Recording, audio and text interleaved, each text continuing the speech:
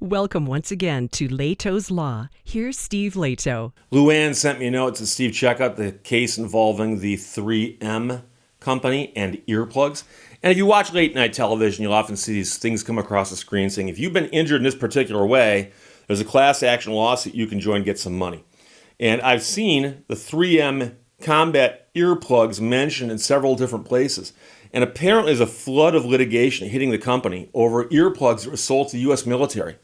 And the allegation is the earplugs didn't meet standards, but somehow they got sold and used anyway. And people who used them then suffered some form of harm to their hearing.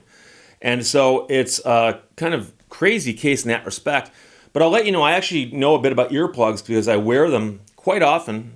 I'd say every other day. I got a couple pieces of equipment that make a lot of noise. I've got a couple chainsaws and I've got a brush cutter. Brush cutter is like a big weed whacker, but it's got a big buzz saw at one end and a big power head at the other. That's a two-stroke motor, kind of like a big chainsaw motor. And you actually wear a harness, and it clips the harness, and you go through the underbrush, and it just fells everything it encounters up to about that big around. And it's just stuff falling down in front of you. It makes you feel very powerful. But it makes a lot of noise, so you got to wear earplugs. And likewise, I've got a couple chainsaws, including a fairly large steel chainsaw. Actually, all my equipment's steel, but the big chainsaws is steel. And when you're running that thing, you're holding it, right here, basically, and you're running the chainsaw. Actually, it's like this, but you're running the chainsaw. And, of course, your ears are right here and the chainsaw's right here. I mean, by definition, the chainsaw, when at throttle, is within arm's reach. It better be. So I actually buy my earplugs by the case. And I use them and chuck them. And so, I know what they do. But the interesting thing here is the allegations against them are quite serious. So they went into bankruptcy court and said, hey, we've got a subsidiary that's involved in this, and they're in bankruptcy, therefore we want all these claims dismissed. And a bankruptcy judge says, it's not how it works. So Reuters reported this. 3M company must face more than 230,000 lawsuits accusing it of selling defective earplugs to the U.S. military. After a U.S. judge on Friday ruled that the bankruptcy of the subsidiary does not stop lawsuits against the non-bankrupt parent company. Companies that file for bankruptcy typically receive an immediate reprieve from lawsuits, and the 3M subsidiary Aero Technologies argued that extending those protections to 3M would buy Aero time to address its debts and restructuring goals. Aero and 3M had argued that bankruptcy offered a faster and fairer way to compensate veterans who say that earplugs made by Aero cause hearing loss. Bankruptcy Judge Jeffrey Graham in Indianapolis said that Aero's bankruptcy restructuring could proceed in parallel at the same time with the lawsuits. While the sheer size of the consolidated litigation may have spurred 3M and Aero to seek additional leverage throughout the proceedings, that did not create a legal need to protect 3M, the judge said. Attorneys representing the veterans with hearing loss said they look forward to continuing lawsuits against 3M in other courts. The judge's decision is a complete rejection of 3M's attempt to evade accountability and hide in bankruptcy. That's plaintiffs' attorneys Brian Ailstock and Christopher Seeger in a statement. That's how you get a statement from two people at the same time. Spokesperson for 3M said it intended to appeal. Continuing to litigate these cases one by one over the coming years will not provide certainty or fairness for any party, 3M spokesperson Sean Lynch said.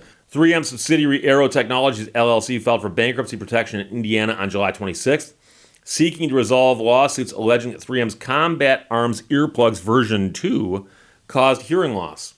Aero will continue in the Chapter 11 proceedings, and 3M will continue to defend its position in the litigation regarding the earplugs, according to the company.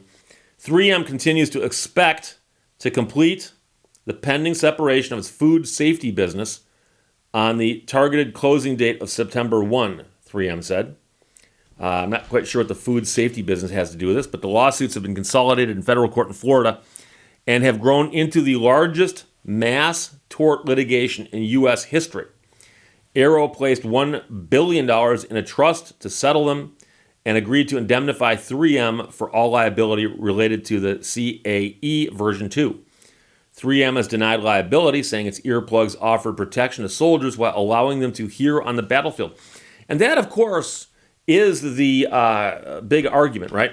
What do earplugs do? Because if you take a simple earplug like this, right, and you crunch it up there and you stick it in your ear like this. And what happens is it will now expand out. Okay, so now I can still hear through this ear. Okay, not as well as I can hear through this ear. Now, if you wanted to, you could completely cover the ear with something like those big headphone type things you see, like people wearing at drag strips, for instance, or shooting ranges. Things, and they look like headphones, but they're just to block sound. And so you have to have a trade-off, obviously. If I'm wearing earplugs and the officer who's giving me instructions is trying to tell me something verbally and I can't read lips, I still need to be able to hear on some level, okay? And it's not like, oh, take your earplugs out, get your orders, put your earplugs back in. In combat, there's a lot of stuff happening, and you haven't got time to do all that stuff. So I suspect, if I know the government, and I think I do, if I know the federal government, they've got a standard that says, here's what the earplugs must do. They must block this much noise, but allow this kind of stuff to get through. And there's probably a whole set of papers on this, and with a description of it, and all kinds of parameters and so on. And so the question is, do the earplugs do that? And I'm sure that's one of the things that they'll be litigating quite a bit about. The Florida judge overseeing the earplug lawsuits, U.S. District Judge M. Casey Rogers, has admonished 3M for naked duplicity in attempting to dump its liabilities into a bankruptcy situation with a bankrupt subsidiary. 3M and Arrow have in turn criticized the judge for allowing the consolidated litigation to balloon, pointing out that earplug cases now account for a whopping 30% of all cases pending in U.S. federal courts. 3M has lost 10 of the 16 cases that have gone to trial so far, with about $265 million being awarded in a total to 13 plaintiffs. Companies have in recent years increasingly used bankruptcy proceedings to protect non-bankrupt owners and affiliates from litigation, with Johnson & Johnson, for example, offloading lawsuits alleging that talcum-based baby powder caused cancer. That's a recent example. J&J has denied liability and said its talc-based baby powder is safe. The J&J affiliate's bankruptcy case is under review after cancer victims appealed a court ruling that blocked their lawsuits against J&J. So I am curious about this, because I've told you before that with class action lawsuits, they often say you are in this class action unless you opt out. Or they'll tell you you are not a part of this class action unless you opt in. So it is quite possible that somebody has filed a class action and 230,000 people opted out. That's possible. That's possible. But I've also seen it before where the court looks at something like this and goes, we can't possibly try 230,000 cases. So it ought to be a class action. And if it's not a class action, perhaps there's some other way that we can dispose of these cases. I don't mean broom them completely and just throw them away, but to get through the cases and resolve them more quickly. And one way to do it would be, aren't the proofs in these cases similar from case to case? In other words, if we went and looked at the cases that have already been tried, right? They said there have already been 16 cases. 3M won 6 of them and lost 10 of them. Okay, that's out of 16 cases, and it says here that $265 million was awarded to 13 plaintiffs. So I'm not sure how the math works out on that. But if you were to go and look at those 16 trials have taken place, and you were to actually look at what happened in each trial, plaintiff gets up and testifies, then the plaintiff's expert gets up and testifies, then the plaintiff's doctor testifies, and so on. And a big portion of that is going to be identical from case to case, right? I mean, it's the same earplugs. These people were all in the military, and it sounds like there's a whole lot of similarities from case to case.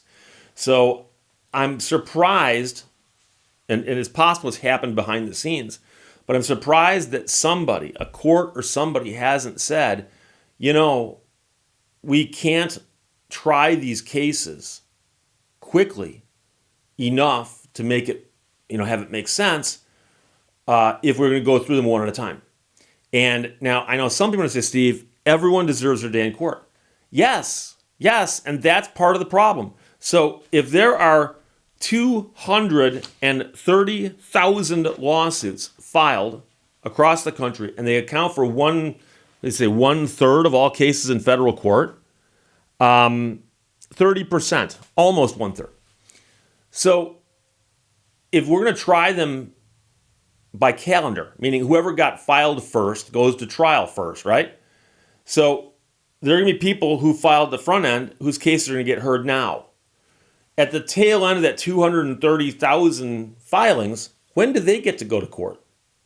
And remember, the argument is that everyone deserves their day in court. Well, if you give everyone a day in court, some people's day in court is going to be way down the road by time, right?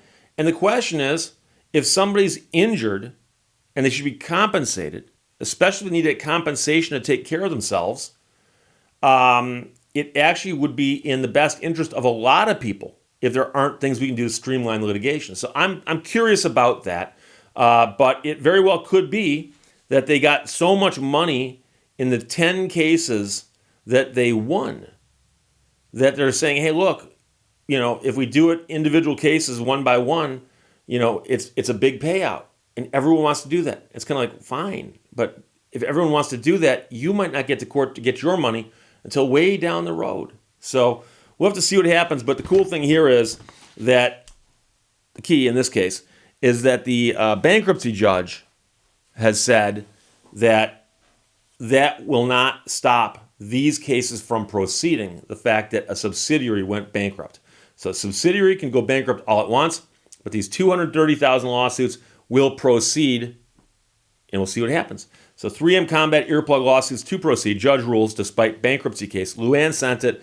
Reuters published it. Thanks a lot. Questions or comments, put them below. Let's talk to you later. Bye-bye. Thank you for watching Lehto's Law. The trick in life is learning how to deal with it.